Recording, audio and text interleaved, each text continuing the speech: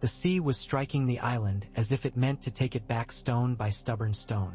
Spray came cold and briny across the deck, and the black cliffs of Dragonstone loomed as a smudged silhouette against a sky the color of old iron. The dragons carved along the sea road snarled with wet mouths and sightless eyes, and the wind made a flute of every crack in the basalt. Men went about their ropes and tillers with hoods pulled tight and faces gritted as if against a winter gale. There was no comfort to be had from that place. It offered a roof but not welcome. To some, that was the comfort. John stood with his hands on the rail until the knuckles took the color of salt. Ghost pressed his head against John's thigh, white fur pearled with mist. The wolf had not liked the sea, but he did not like to leave John more.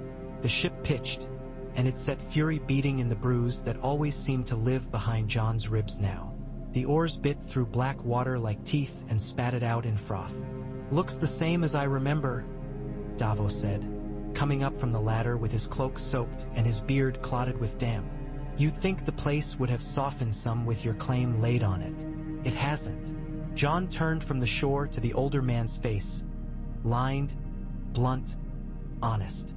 The wind combed his hair back. "I'm not sure Dragonstone knows how to soften.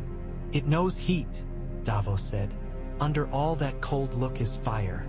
Volcano's heart." That was what the Red Woman liked to say. "She's not here," John said. His tone put an end to that path of talk.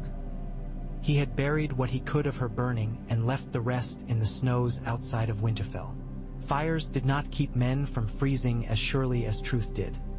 He held that now as if truth were the hilt of a blade he could not afford to drop. They came into the lee of the cliffs, and the sea tried its last vicious tug, then grudgingly allowed the ship to glide toward the little harbor. Dragonstone did not need a great harbor.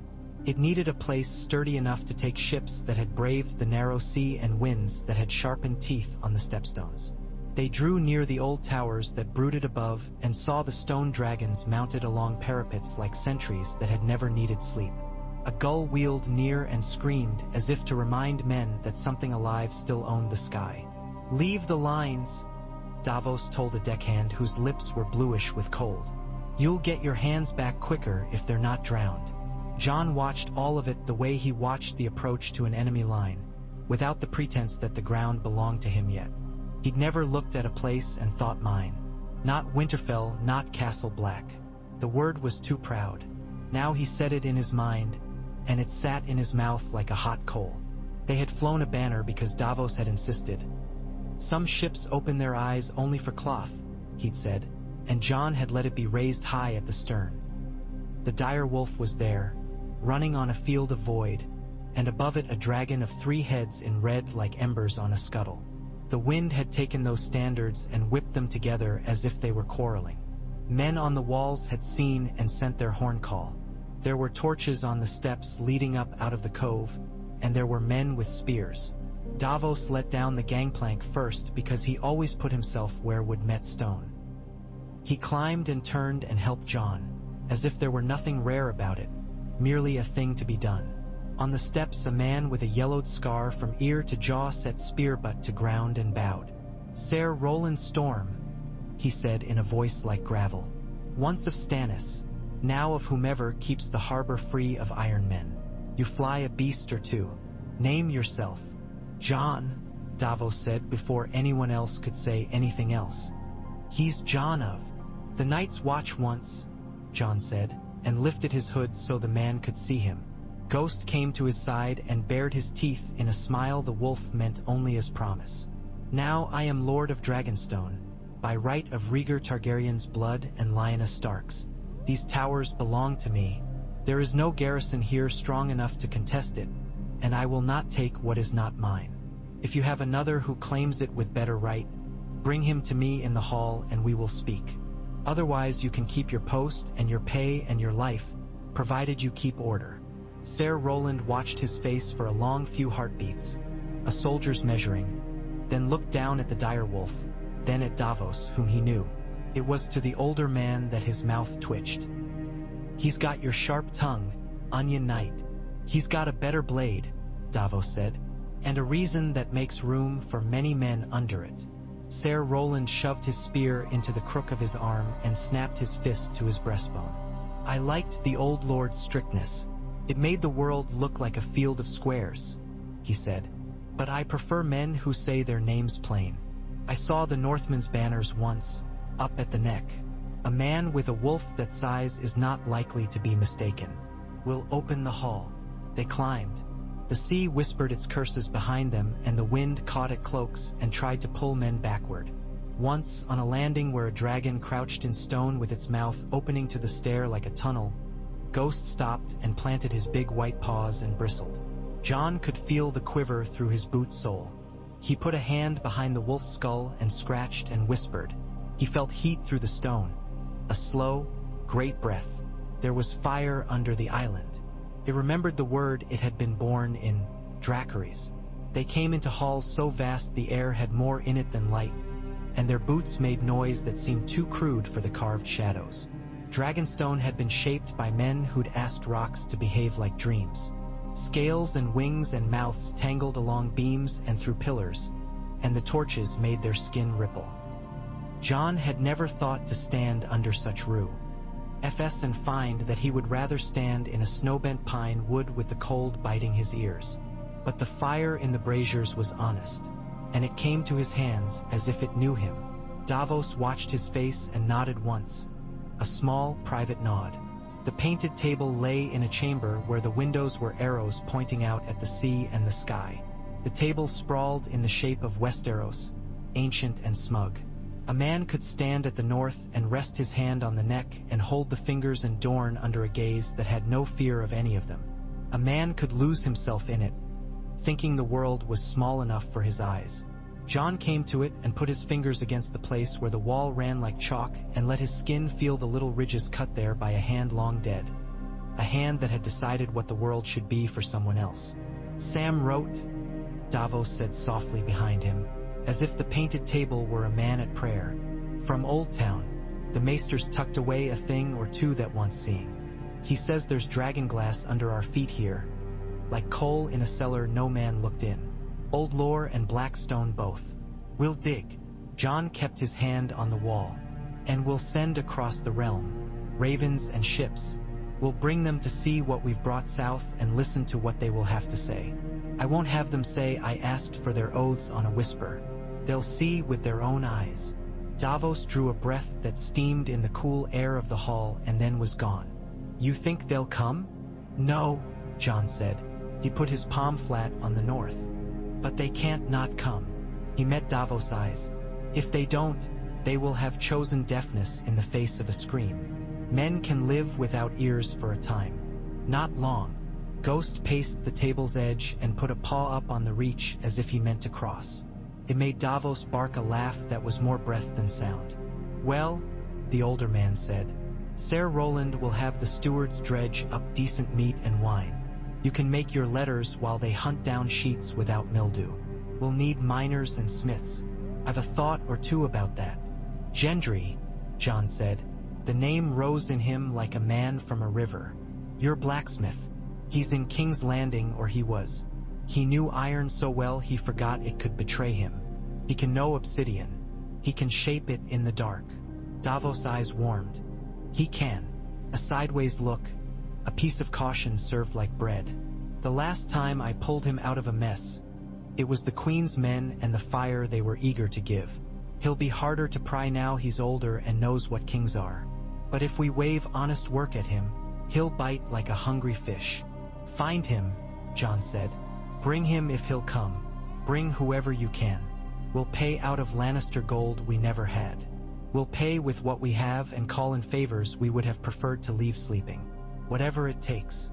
Davos' hand flicked his beard, and then he nodded as if to himself. I'll go to King's Landing like a peddler and come back with a shop's worth.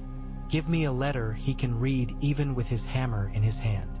They set the castle to waking. There were chambers that had not seen human sleep in years. There were casks that had turned sour and some that had aged into a quiet strength. The kitchens groaned and spat.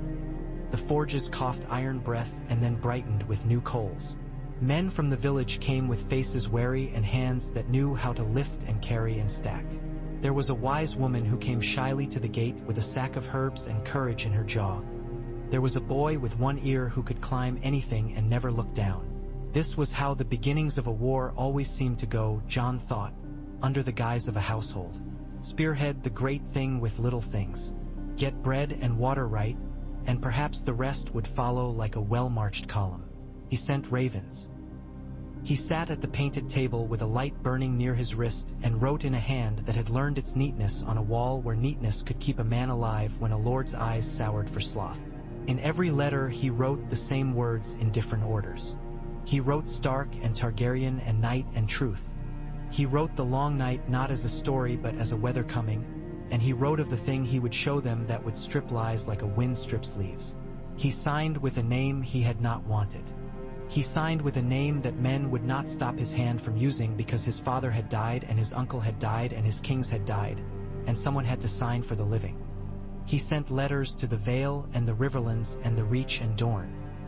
He wrote to the Iron Islands and to the Rock, to a queen whose crown had been forged from the ruins of a sept, and to a woman in the far south whose silks had learned to rustle without making noise.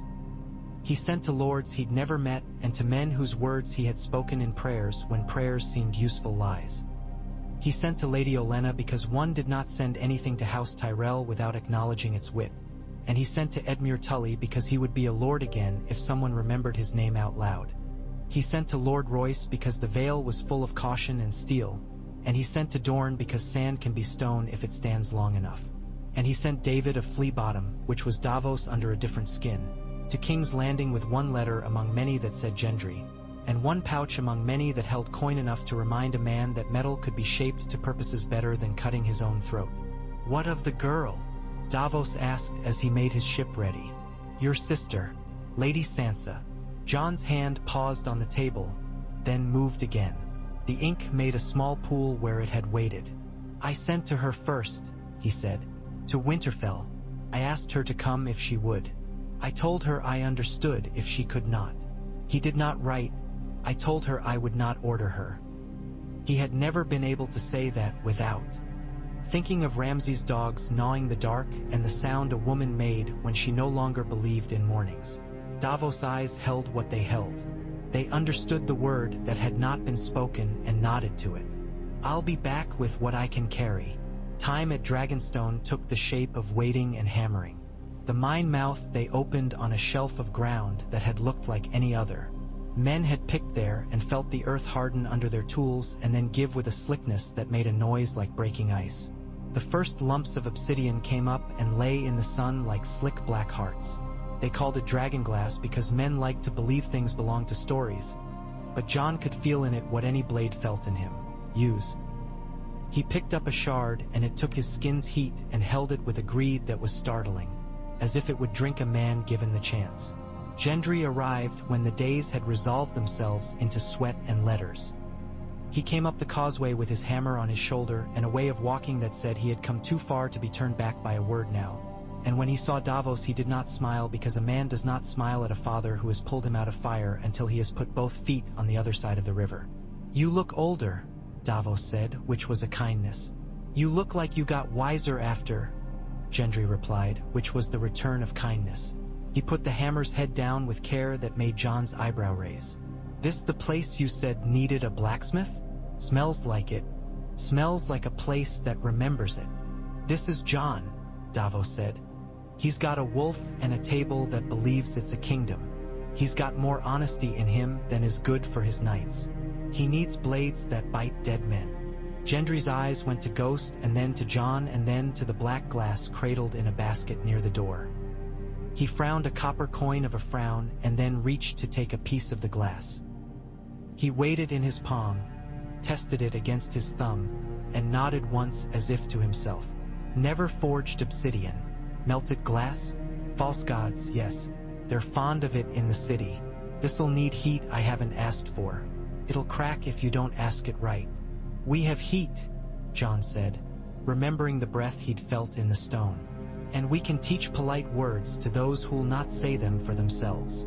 Gendry's mouth made something like a smile. "Aye? All right then."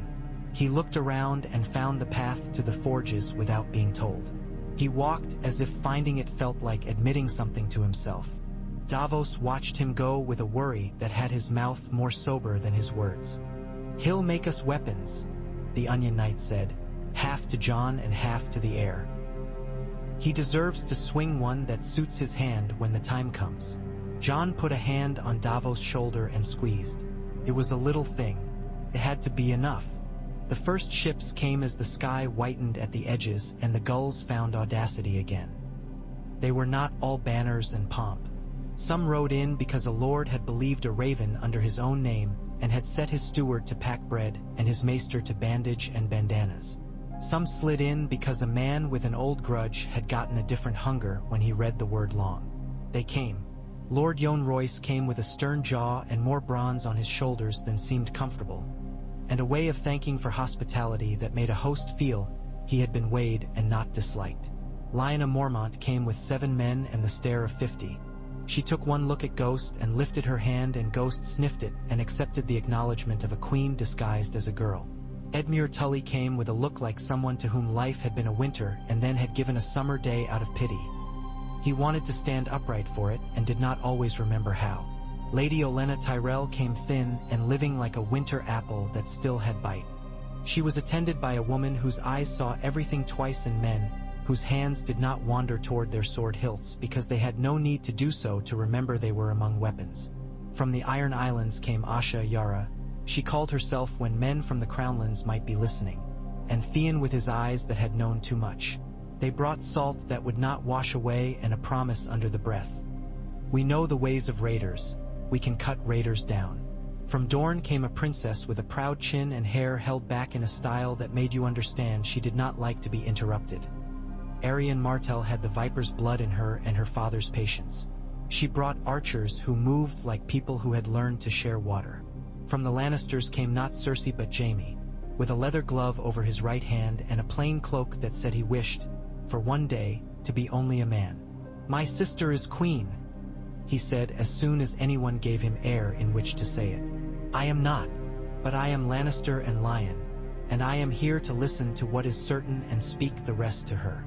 "And you think she will hear truth when it does not flatter her?" Lady Olenna said, tasting a grape and making her lips not bother to hide their opinion.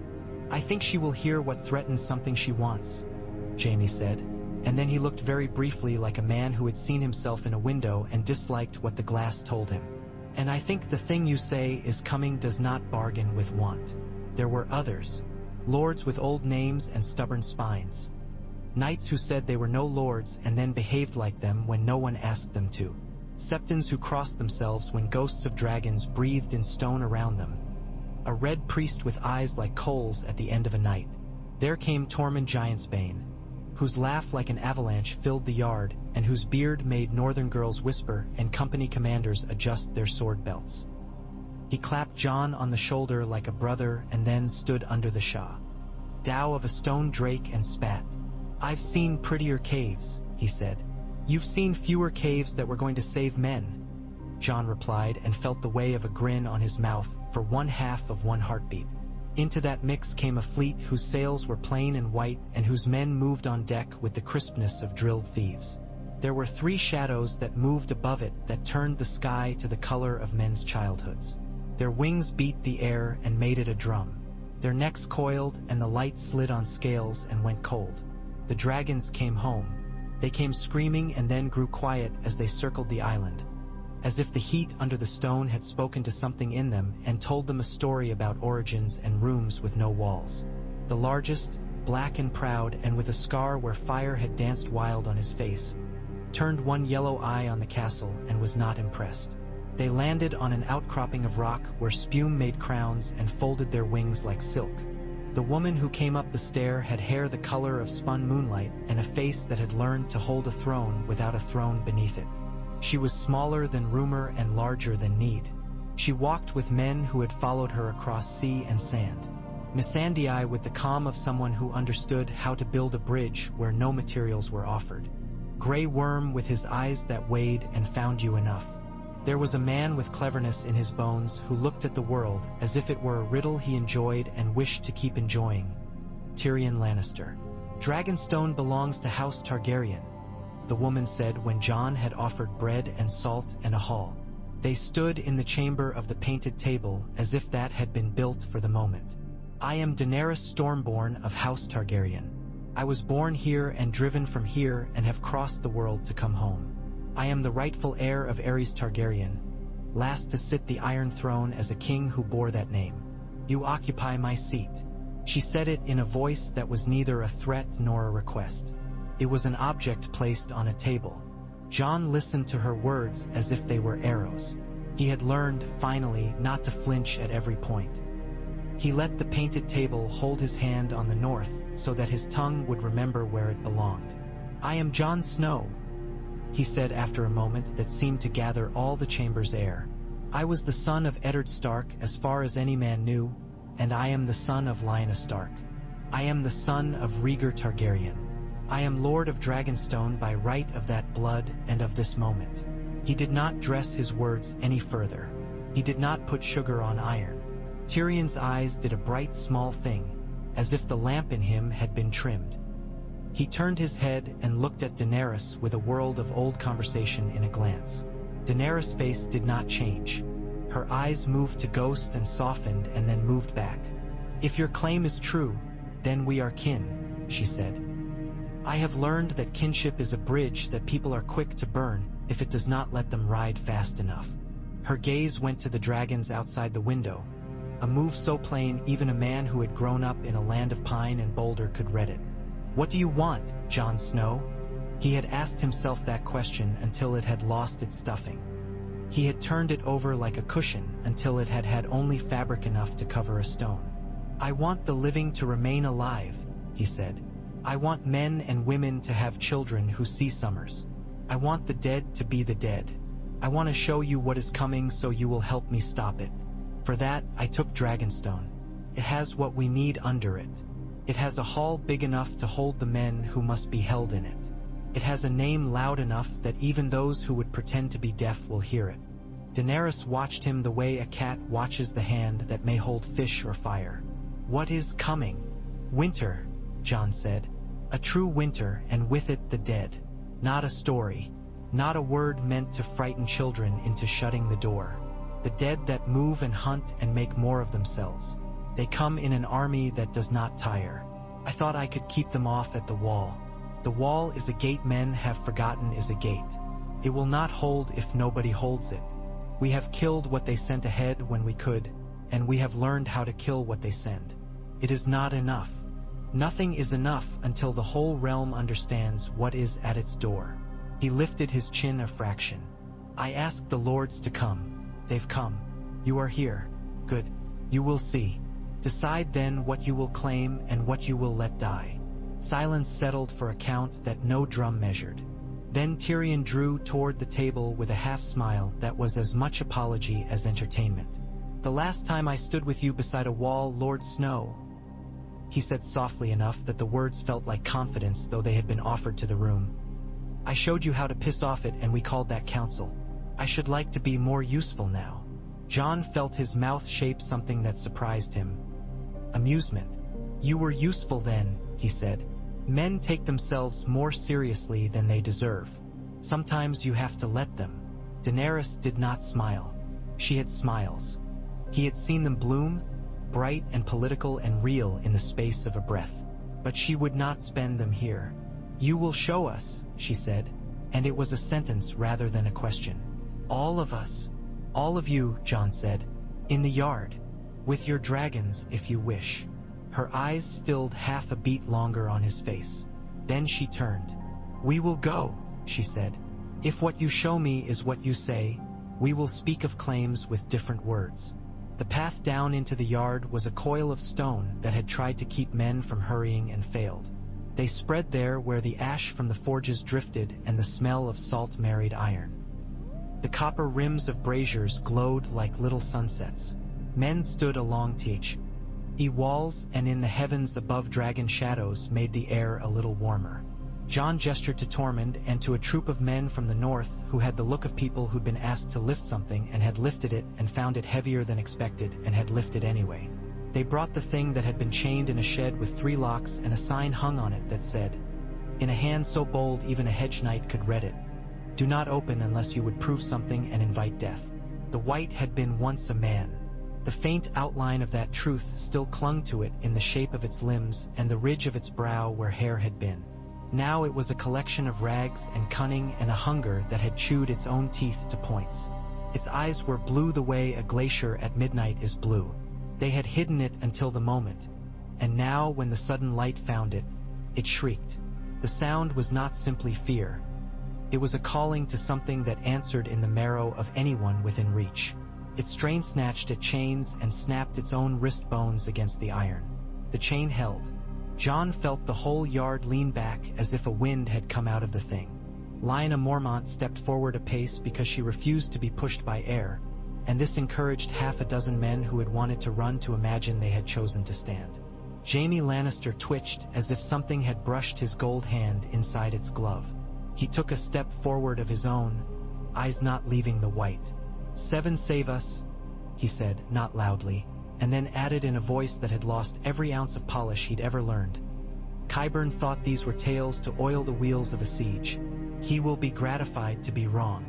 Gratified? Lady Olenna murmured, and did not attempt to hide her contempt. The thing shrieked again and ragged at the chain until the iron announced its opinion in a groaning that made a few men put hands to hilts. John gestured a man with a spear to come forward. The man's mouth was a thin line. He lifted the spear and thrust. The blade made a home between ribs, where a human heart's house would be. The white hardly seemed to notice the intrusion. It did not bleed. It pulled toward the spear as if it would climb it to get to the living flesh that held it. The man swore, hard and soft at once, and yanked the spear back. Davos stepped forward with something in his hand that threw the torchlight back in a sting. He held a long knife fashioned of obsidian, the edge a suggestion that men's minds would fill in for their blood. He looked at John and John nodded. Davos stepped toward the claim chain and at the same moment the hound, because Sandor Clegane was there at the back, tall and sour and unable to walk away from the ugly truth when it showed itself, stepped out of the shadow with a hatchet. Between them they slashed at the white. The knife met cold and then something that cracked in a pleasant way like ice under boot. The hand that had reached with finger bones for Davos' throat came apart and fell, twitched on the ground like a crawfish. Clegane's hatchet took the white's knee and the leg came away, dragging tendons and raw white strings. The creature toppled and kept reaching, kept reaching, kept reaching. "Cut the head off," John said. He said it for Daenerys, who had not stepped back but had not stepped forward either, who had watched with the attention of a general and a girl who had looked into a fire once and found truth there. The hound obliged. The hatchet took the white's neck with a blow and then another, the second a grunt, the third a curse. The head came free and rolled and still the mouth worked and the eyes burned. Lyanna lifted her chin and did not look away, not even when the head's teeth snapped at the hem of her cloak. John held the knife and then gave it to Daenerys. Their fingers brushed, and in that instant he saw, not in the eye of prophecy but in the simple way that one human recognizes another, the line she walked between command and fear. She took the knife without apology, and he felt in his hand the echo of her grip. Firm, unadorned, practical. "Dragonglass ruins them," he said. "Fire does as well. We learned that at Hardhome. We learned it at the Wall.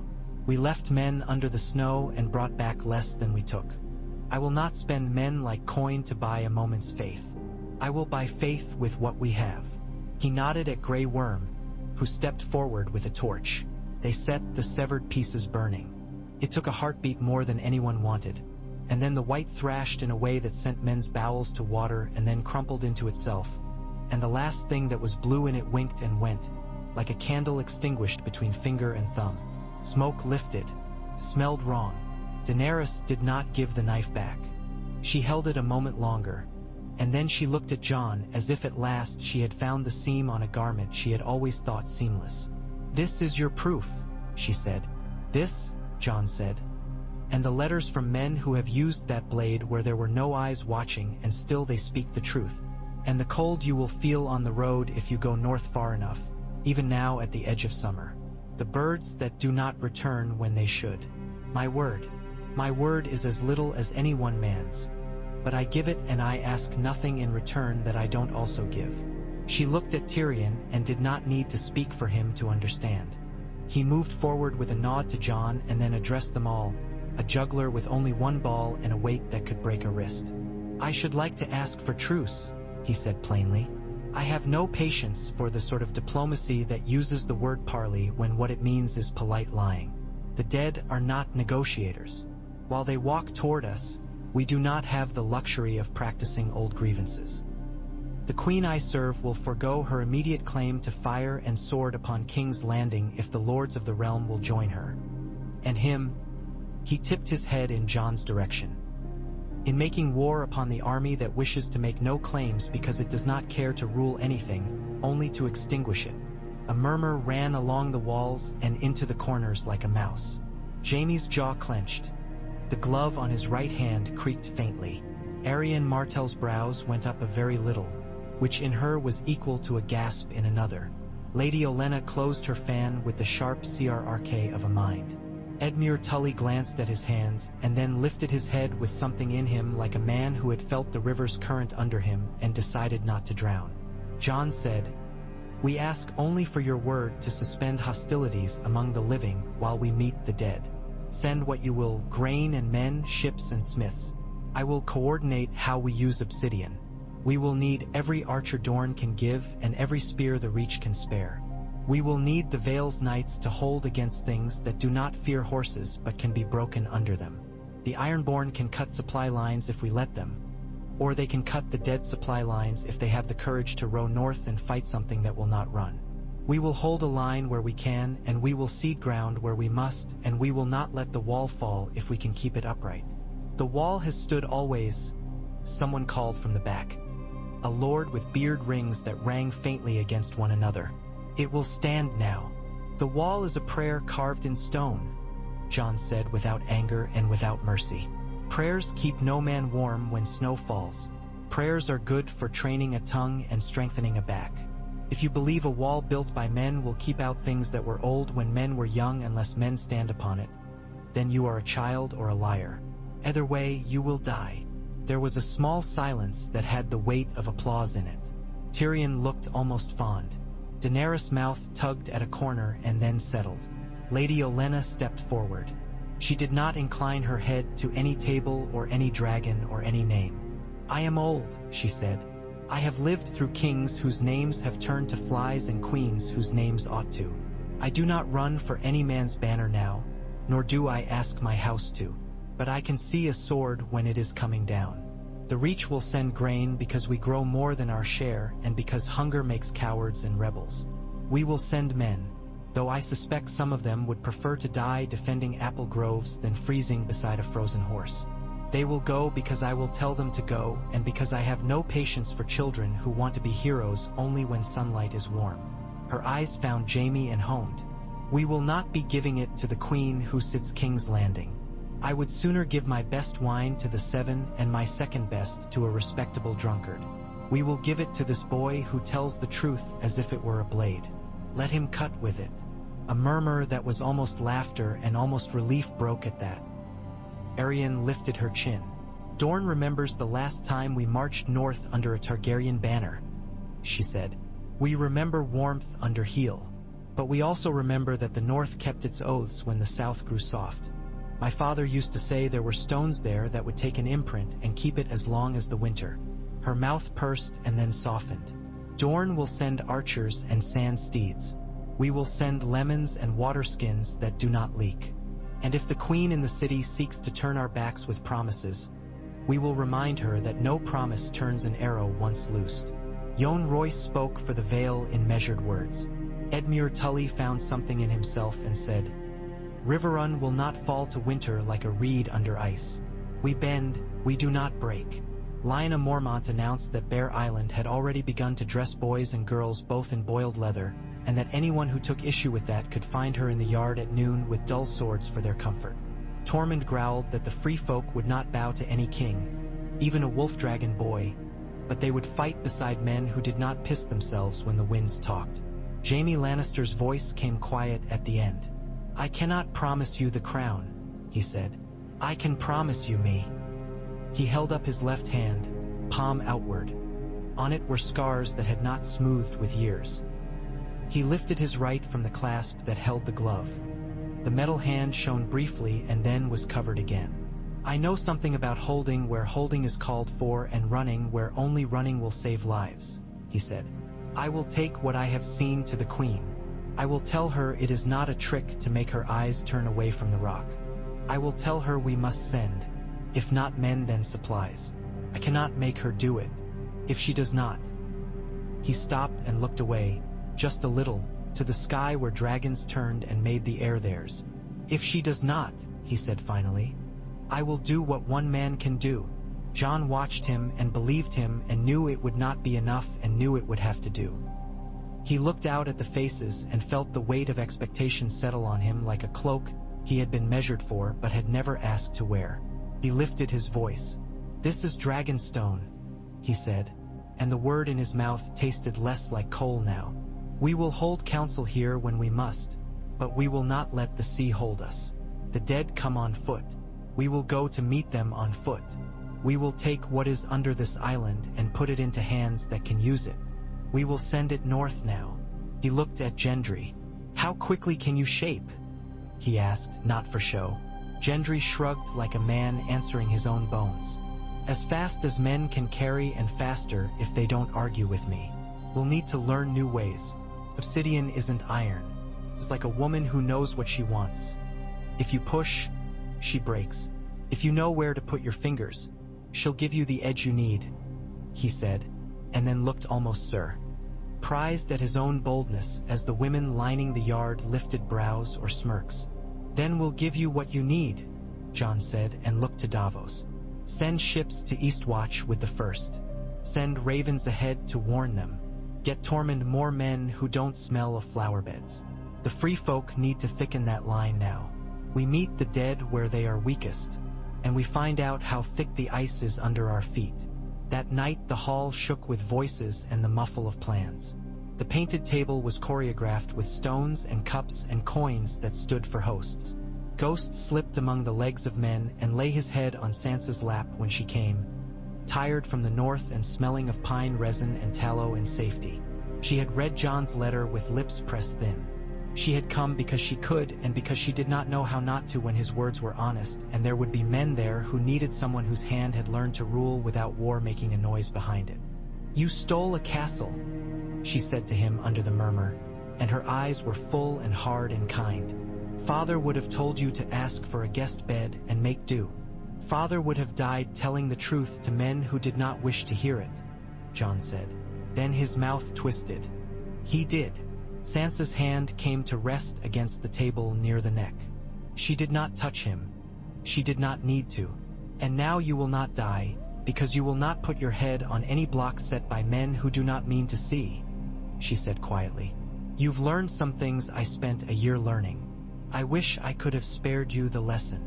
She looked across the hall to where Lady Olenna and Daenerys were speaking with voices too low to carry, and to Tyrion whose loneliness never stank but could be tasted all the same. And some things you will have to learn now, she said. The Targaryen girl has had to be fear and mercy both. The men who come with her are good at being exactly what they are. She will look at you and see something she wants to keep and something she cannot have both. Sansa's mouth softened on one corner. I trust you to do what is needed for everyone else. Try to do what is needed for you. John made a soft sound that could have been laugh or breath. There isn't much of me that belongs just to me anymore, he said. I made my peace with that on a table where bones play at dice. Peace, Sansa said. You hide such a fine word in such a small voice. She squeezed once and took her hand back. She wore a gown that might have been too fine for the hall and too plain for a court. She wore it like mail. She had brought with her a woman with a sharp smile and little birds who watched corners. Their work would begin before breakfast. At the edges of the council, matters of smaller gravity drew their own orbits. A boy from Dragonstone's village came to Gendry with a pail of water and asked a question about obsidian, as if it were asking whether a fish could bite a hook both ways. Gendry, not expecting to be anyone's teacher and finding himself so, answered with patience born of Hammer's rhythm. gray worm stood by a door where the draft ran cold and listened to men talk about flanking maneuvers and the width of valley rivers. He had known only walls and spears and the absence of children's voices. He watched Lionel Mormont and thought what an army would be if it had 10,000 such. Missandei sat and wrote 2 lists in 2 hands, one for a queen and one for a lord, and made no error mixing them because she knew the value of a word when it had to cross a sea of pride. In one corner Davos spoke with Jaime Lannister with a frankness that would have made a courtier choke and left the two of them a little less alone in the world. I loved a king who could not love me back because his love was all for a thing he thought was bigger. It isn't easy to admit you chose wrong, Davos said, and Jaime smiled like a man who had been skewered cleanly. In another, a red woman in a plain cloak slipped in through a back corridor and came to stand near a brazier with her hands held out just enough to feel, not enough to reach. Melisandre's hair was a red that warred with the coals and won. Her face had gained lines that were not all the work of age. She said nothing until she felt the prickling of a stare. Then she turned and found the eyes she had expected, and the old sea-cut wrath in Davos' face. "Out," he said, crossing the space in 4 steps that would have been 3 in a younger man and would have thrown him upon her with hands he did not trust. "I told you if I saw you again. And yet here you are," she said. The words were bare. Their edges were not smoothed with anything you could call comfort. "Here I am, Davos Seaworth. It seems the gods bring those who must burn together." "Don't say burn," he said, thickly, and someone who had never met him would have known to step aside for the grief. Melisandre looked past him to Jon. The man who was king where he had been a bastard stood without his brothers and did not stand alone. Her eyes softened and steadied, and then she inclined her head just enough to acknowledge that she knew that he had not forgotten the fact of her, and would not forgive easily the things that had caught in the same net as her. "I did terrible things," she said, because she was not a woman to pretend reflex. "I will likely do terrible things again. The Lord of Light does not ask for clean hands. He asks for hands that will carry what is required. I came to say that the prince that was promised is not a prince. It is a word that does not prefer men or women. There will be 2 who must open the gate and hold it. If they do not do it together, the light that comes will be cold." "I don't care for your prophecies," Jon said. He surprised himself at the temper in it. Perhaps it had always been there. Perhaps the island woke it, as it woke other old fires. "I care for the men who will die when a prophecy's words don't match what is about to happen. Don't light any fires in my hall without telling me what you mean to do with them." She inclined her head, almost smiling and not. "You speak as one who has been burned and returned from it. I cannot tell you what comfort lies in that. Perhaps none." "I will go," she said, turning to Davos before he could push the word through his throat with force. "I do not need to be where the fire is to see it. And I am not done watching you," she said to Jon before she went. The promise was a strange one. Not threat, not blessing. The morning after the proof and the pledges they found a fleet in the dawn that had not been there when they slept. It moved with a confidence not born of local knowledge, and its sails bore a device that looked like a flame made of iron. Horns blew and men woke as if slapped. "Euron," Asha said, biting the word as if it had already bitten her once and she'd learned nothing from pain. She looked to the horizon as if hoping it would lie. It did not. The silence rode the first rank like a thought you cannot shut your eyes against. Along the island's teeth of rock, scorpions moved, set in the mouths of towers as if the dragons themselves had birthed them. Lines began to run, theirs and the enemy's, and the space between closed like fingers making a fist. "Everybody loves to bring their war to our door," Tyrion said with a sigh he could not help being half amused by.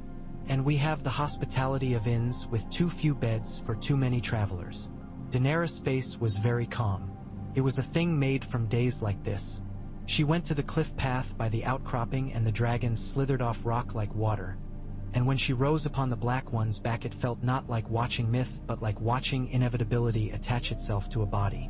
The dragons went out to meet ships and the air burned in lines beyond the words for art. But even dragons had learned caution. Euron had learned to stitch scorpions to his decks the way a hedge which stitches thorns into her skirt. He fired bolts tipped in barbed iron, and they sang when they came and they hurt when they struck.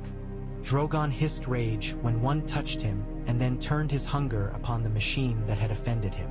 Ships became ash. Men plunged into sea that had taken men as kings and beggars equally since men named it. On the walls ghost howled at a sky he could not hunt, and the sound made Jon's bones ring. He looked to the stretch of harbor where a boom had been set secretly under Davos Eye. Chains and logs married so that a ship in a hurry would find its belly opened. Euron's second line found it and lurched and slewed, and Theon, who had promised himself he would not run, ran along a gangplank thrown like a leap of faith and drove a hook into the nearest iron belly. There were screams and curses, and the Ironborn took joy in both from whichever mouths. And in the end there were fewer black sails than had arrived, and there was a smell of tallow and blood and burnt rope. Euron himself stood at the prow of the Silence with his arms wide like a man greeting a god. He laughed. He laughed as dragons set two of his sister's ships to flame, and as scorpions spit their awkward fury back, and as men loved him for daring to be mad. He turned his head and found Jon's eyes across distance and salt, and made a bow, a ridiculous courtly bow, as if to say, "I now see what you do with invitations." The Silence did not attempt to land. It wheeled, snarled without teeth, and was gone in a direction that had no friends in it, dragging with it 3 ships taken by hooks and iron. "They'll not be back before they think up a staining," Davos said, his breath wheezing in the throat that had once known river air and was now full of salt. "We gave them something to remember, but not a funeral any god would attend." "Let them remember," Jon said, turning away from the cliff where smoke made the sky into a charcoal drawing. He felt suddenly very cold. "Let everyone remember. We are not here to fight men who can choose to stop. We are here because we have enemies who don't stop and don't choose. I won't waste fire on men if I can help it." He slept like a man dragged under and woke to a raven at the window. It wore the snow in its feathers like salt. Its feet bled on stone. Its message was tied with a twine that looked like it belonged to a world where men had made do for so long their hands had learned to be honest. The letter was from Eastwatch by the sea. His words were stiff with cold and haste. The dead had come down from the high passes above the shivering sea, in numbers that made counting a game for boys. They were pressing the outer towers. The watch at the castles east and west had lit fires not as beacons but as confessions. The day's light did not feel like any they had known before. It had a bluish heart to it. Men were losing their courage the way breath leaves a body in a stab wound, quick and then slower and then not at all. Eastwatch needed men. Eastwatch needed obsidian. Eastwatch needed something that had not yet been named. Jon held the words and felt his pulse say the thing the letter said. He took the letter to the painted table and spoke while men came because his voice made them come. "It's begun," he said. He did not say finally because that would have been a kind way to treat inevitability. "They are testing the edges. We go north now." No one argued that they should wait. You cannot argue with an avalanche when it is already in motion. Only decide whether you will run away and be crushed lower or run forward and be crushed higher. Lady Olenna's fingers tightened on her staff once and relaxed. She was not going north. She was going to send everything and everyone that would go and rest her bones and die in a bed she had chosen, and that, too, was a kind of courage. Arianne would go as far as White Harbor. Her archers would go beyond. Jon Royce would lead knights he trusted not to turn when the air turned to knives.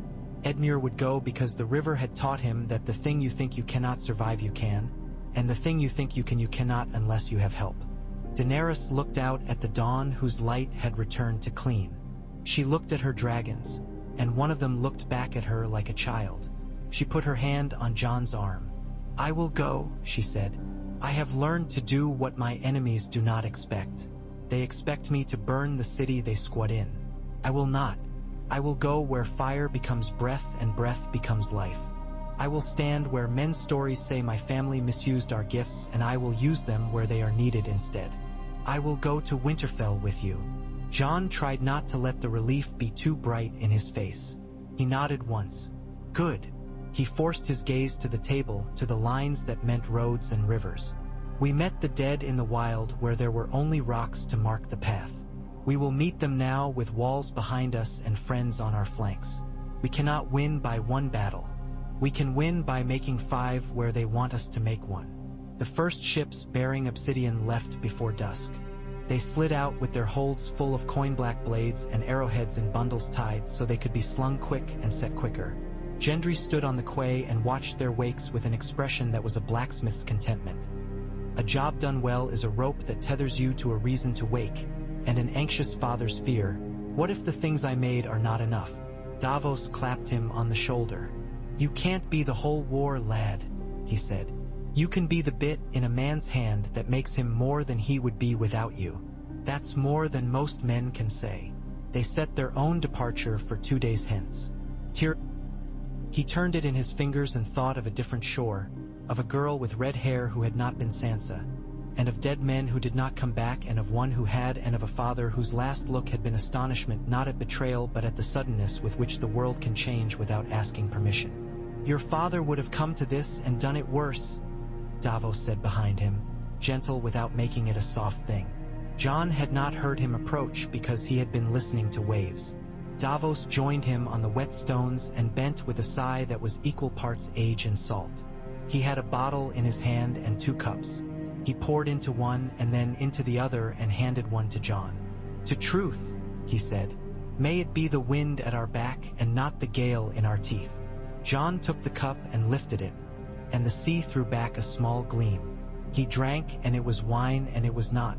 It was the taste of what men call courage because they cannot bear to say fear and walk anyway. He felt Ghost's breath at his wrist. He stood. We go north, he said. They went.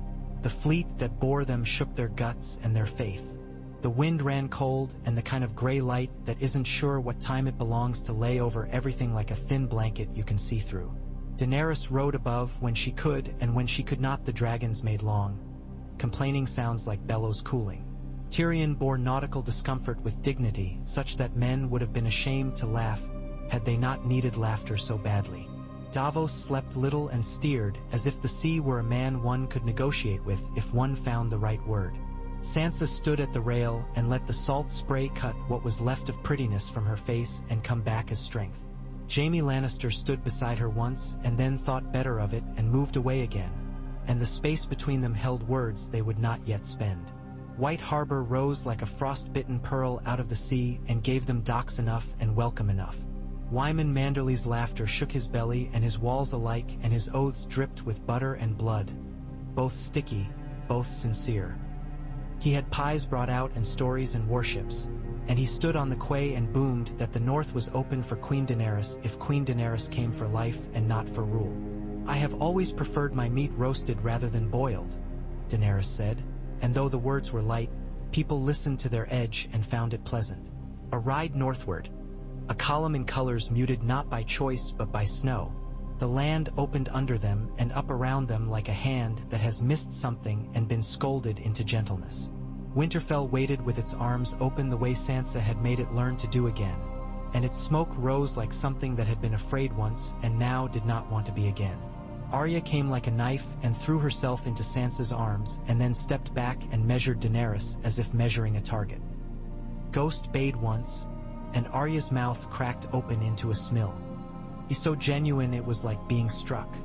"Hello, big man," she said, burying her fingers in his neck fur while telling Jon without words. "It still hurts, but maybe it no longer owns me." They did not linger. They could not. Eastwatch's ravens kept coming the way a cough keeps coming when it has found lungs it likes. Jon met with the commanders there on a table that was a plank on barrels, and they plotted how a man plots when the enemy is not a man. Answers rather than arguments. Dorne's arrows went to the towers. The Vale took the ground between iron spines. The riverlands filled hollows. The free folk stitched the seams because they knew where the wind would chew. The dragons flew. On a clear day that was colder than any day had a right to be, Jon rode out under a sky so bright it had to be lying, while behind him on a ridge the camps smoked and murmured. To his right rode Jaime Lannister with a fur thrown inelegantly over his Lannister red, as if whoever had dressed him had been in a hurry and had not been paid in compliments for many days. To his left rode Daenerys on a mare that hated winter and suffered it because her rider would not accept the alternative. Tyrion would have come and did not because somebody had to ensure there was bread when they came back. Sansa stayed because Winterfell was a body and had one heart now, and she was it. Arya went because there was snow and speed in her and because she had learned to see without blinking. The world fell away from the wall like a cliff. There were marks of where men had gone out and not returned, and marks of where they had returned and someone had dragged them back with the line still tied around his waist. They came upon the dead not because they had sought them but because the dead had sought them. The first of them came like a whisper, and then the horizon filled like a basin into which someone had poured nightmares. They did not march. They moved like a tide. There were not songs for this movement. There were not rhythms men could match with drum or breath.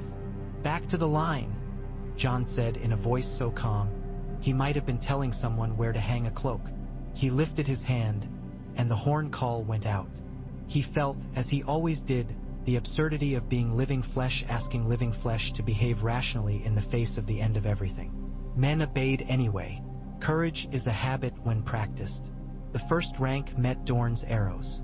The obsidian barbs drank the blue and made snow look like a thing that could be soiled.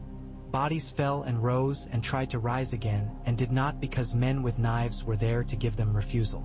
The Vale lowered lances and the ground shook and horses screamed, and some had their bellies opened by hands that had forgotten how flesh tears but remembered they had once been butchers.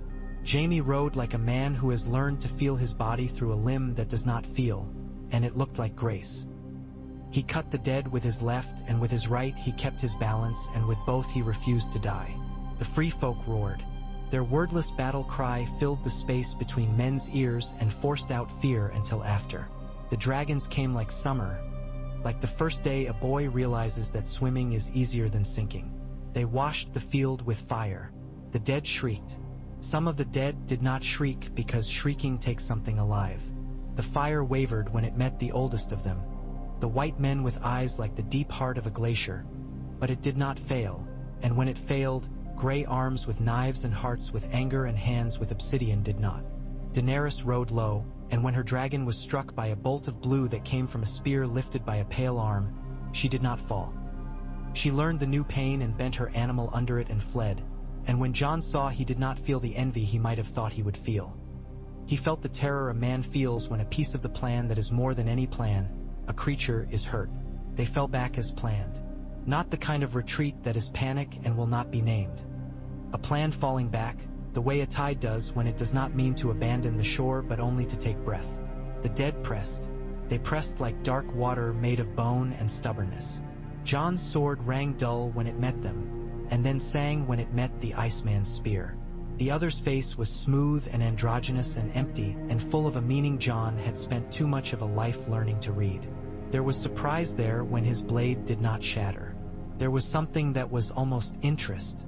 Their weapons met and made a sound like the cracking of a river in spring. The other moved like a thought. Jon moved like a man who had remembered something and decided to use it. He let the cold into his bones and made his muscles follow the shape of what it asked for, an economy, a refusal to waste. He could feel the thing's intent flowing into the spear and up into his arm, and he did not reject it. He listened. He stepped, slid, caught the shaft and pushed and then pulled, and the other's arm went the wrong way. When it did, the muscles under its skin that were not muscles made something that was not pain but belonged to the family of pain. And in that instant of wrongness, Jon cut. The blade found the neck, and then there was a sound like a high scream that could not find a human throat to fit itself into, and the other came apart. It did not die like a man. It shattered like glass, and the shards melted like snow under coals, and the blue in the eyes around them winked out in sudden hollows. Men stumbled, as if ropes that had held them up had been cut. They found themselves with breath in their mouths and made poor use of it initially, gulping and swearing. The dead who had been theirs fell, and did not lift again. The dead who were still many bore witness and pressed forward because bearing witness was not among their capacities. "Back!" Jon shouted, already moving toward the next. Not, already looking for the next spear with the blue arrogance in it. Back to the line. He did not think of victory. He thought of surviving long enough to count the heads at the end of the day and have numbers that could form words like hope and not lie when they spoke them. They held to the line until moonrise. The dead do not tire. The living do. The only thing the living can do that the dead cannot is choose to stop before they break. John called the signal. Horns answered. Men fell back again, step by ordered step, into the teeth of the rings of defense they had set and strengthened, into ditches soaked with oil and into teeth of obsidian set like a dragon's smile across the ground. Fire went up in circles and in lines. The wind took it and ran with it, and the dead ran into it and did not always come out. When Daenerys came back, lower and slower and with her dragon wild with hurt, she landed behind the line and dismounted and walked up beside Jon, as if they were not children of different storms. She had soot on her cheek. He put his fingers there and wiped it away without intending to, and then took his hand back because he had not intended to. "We do not die today," she said, and then, softer, for only him. "Only fools think they own tomorrow. I still intend to steal it." "Help me count," Jon said, and when she laughed, it was the laughter of someone who had not quite remembered how. They counted the living. They counted the dead who would not stand again because obsidian had been where it must be and because men had stood where they must stand. They counted their losses like men count the spaces where teeth used to be and learned to speak around them. In a tent that had started the day as canvas and become a house, Jaime sat with his glove off and stared at his metal hand as if it were a choice he had made that he could unmake by force of will. Tyrion came in and swore with perfect gentility and poured him wine and then sat with him and counted out loud the friends who were not dead and made it a litany so that the gods would hear and perhaps be shamed into being kind. Sansa walked among the wounded and did not cry. She had learned that tears were a tax that could be paid but only in private.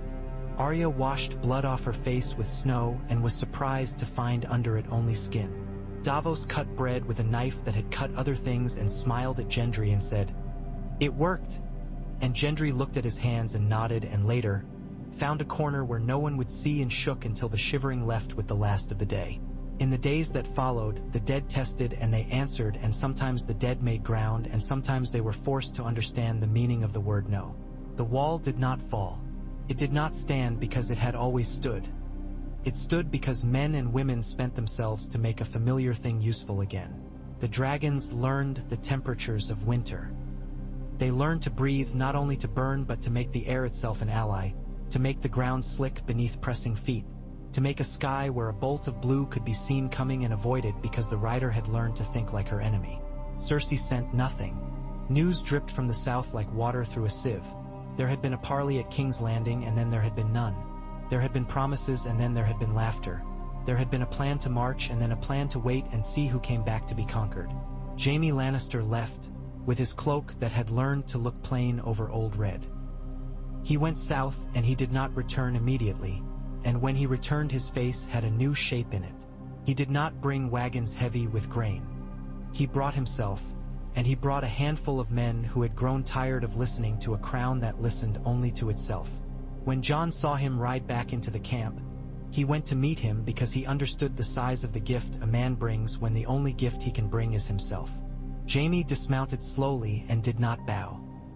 He held up his left hand and said, "The Queen sends her word that she will mount a campaign in the spring.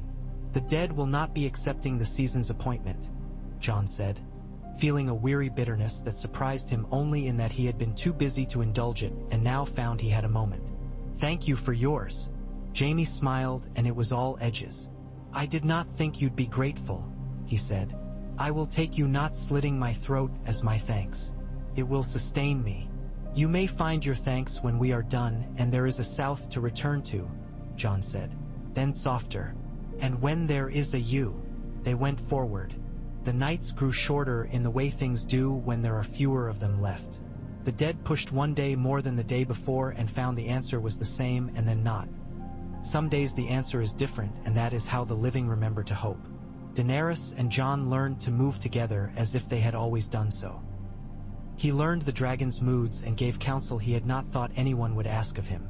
She learned the wolf's silences and understood they were not refusals but carefulness that had kept him alive when life had been stingier with him than with most. They fought as if they owed the world a debt. They loved as if they owed nothing.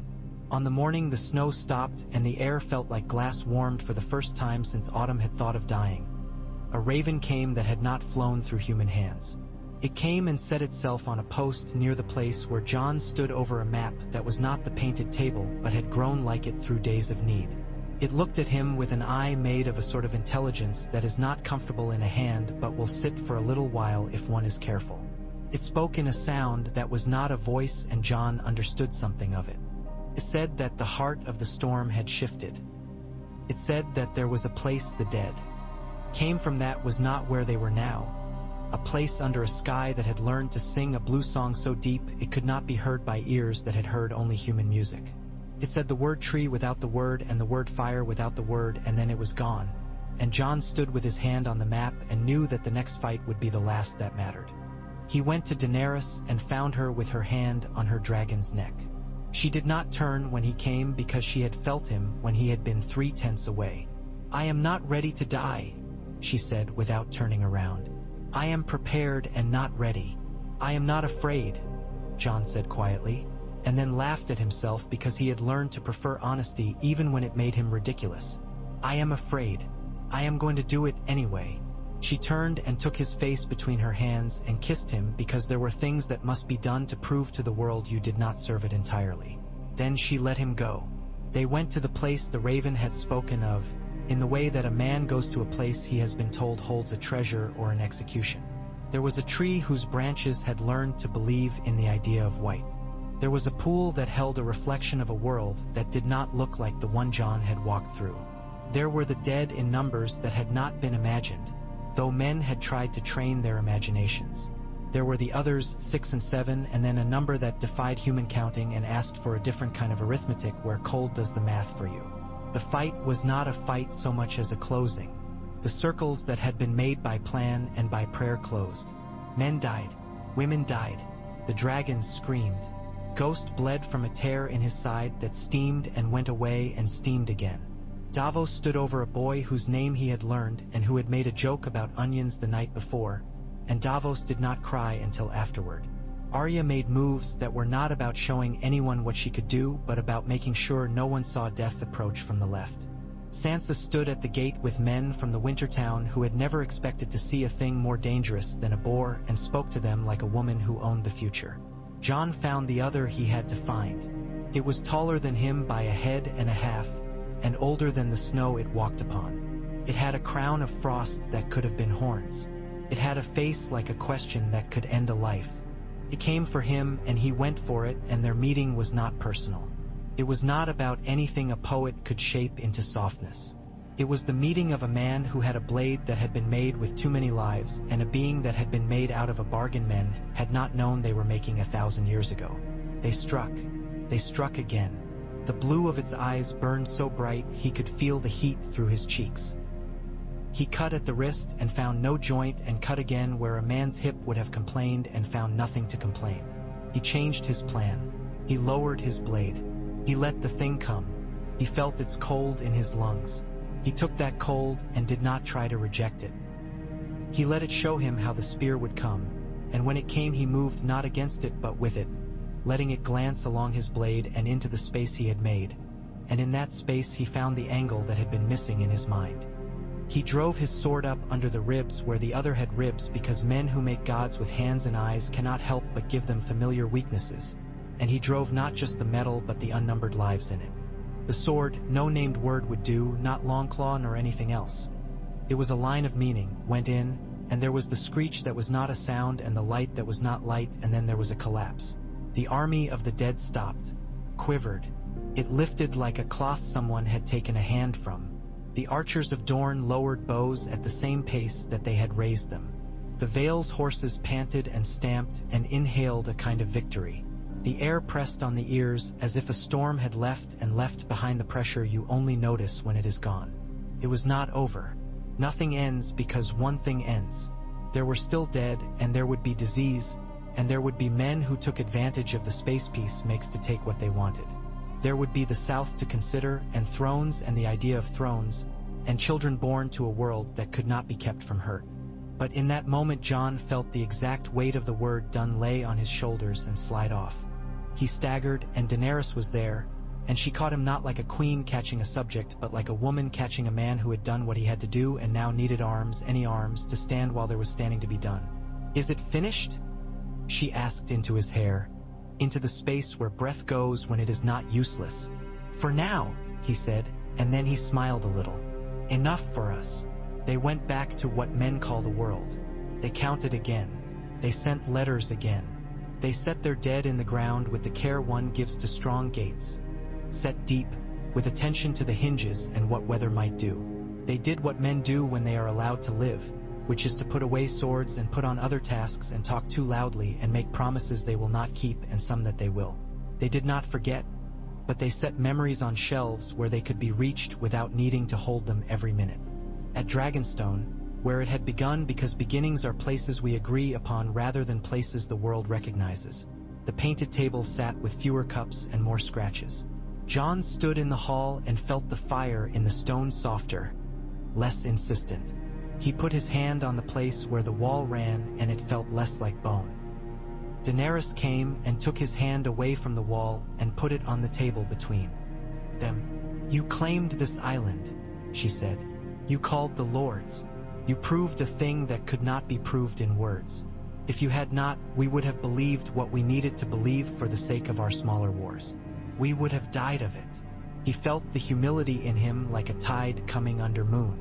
"We all did what we could," he said, because he had learned that this was not a refusal to accept praise, but the only kind of truth that did not turn into a whip. "Now we do what we must next." "What is that?" she asked, and she spoke as if the word throne were a thing one might ask about if it were a chair, and not a mountain of knives. He met her eyes and found there something he had not expected to find anywhere anymore. A future, with faults and fogs and none of the certainties men like to build out of lies. "We make a realm where the next time a man says winter, people do more than put on cloaks," he said. "We teach men to keep stores. We give smiths money to shape obsidian while it is not needed, so that they will be ready when it is. We have maesters write, and the ones who like to forget will have to remember because the pages will be everywhere. We build a watch not at one wall but in every heart, that says, we did not make it through to return to sleeping." She nodded.